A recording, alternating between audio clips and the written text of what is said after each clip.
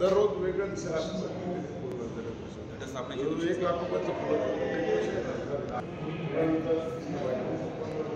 नवरात्र उत्सव येत्या 15 ऑक्टोबरपासून सुरू होत आहेत. पहिल्या दिवशीच विभागीय आयुक्त राधाकृष्ण गमे आणि त्यानंतर महापालिका आयुक्त डॉक्टर करंजकर यांच्या हस्ते पूजा इथं होणार आहे. सर्व परिसर जो आहे तो परिसरामध्ये आम्ही वॉटरप्रूफ मंडप टाकलेला आहे. येण्या जाण्याचा जो मार्ग आहे तो पावसापासून उन्हापासून संरक्षण होईल या दृष्टिकोनातून आम्ही तयार केलेला आहे. त्याचप्रमाणे महिलांची रांग वेगळी, पुरुषांची रांग वेगळी असं आम्ही इथं सोय केलेली आहे. 2-2 रांगा पुरुषांना, 2 रांगा महिलांना अशी तयारी आम्ही पूर्ण केलेली आहे.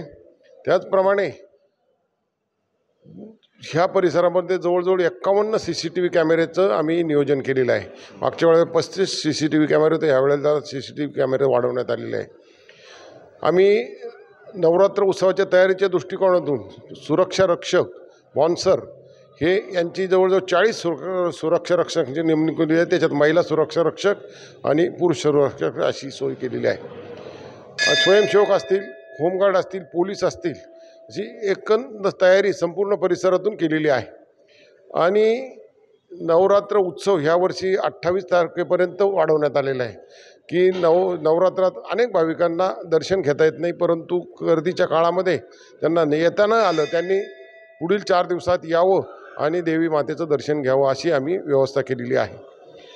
त्याचप्रमाणे जे भाविक आहेत त्या भाविकांना एक माझी विनंती आहे की कृपया परिसरामध्ये अत्यंत चांगल्या पद्धतीने आम्ही व्यवस्था केली, त्याचा लाभ घ्या, दर्शनाचा लाभ घ्या, कुठल्या अफवांना बळी पडू नका, लहान मुलांना सांभाळा, आपापले महिलांनी दागिने सांभाळा आणि दर्शन घेताना कृपया गर्दी करू नका. एवढं किती भाविक येण्याचा अंदाज आहे आपल्याला? सरासरी एका तासामध्ये 7 ते 8 हजार भाविक दर्शन घेतात आणि जवळजवळ 1 लाख ते 1.25 लाख भाविक रोज दर्शन घेतील अशी अपेक्षा आहे. 15 लाख भाविक मला वाटतं की 9-10 दिवसात येऊन जातील अशी अपेक्षा आहे. त्या दृष्टीने आमची तयारी आहे. आम्ही भाविकांचा विमासुद्धा इथं उतरून घेतलेला आहे. 2 कोटीचा विमा संरक्षण आम्ही केलेलं आहे. दागिन्यांचं 1 कोटीचं आहे. म्हणजे एकूण सर्व तयारी आम्ही अशी केलेली आहे.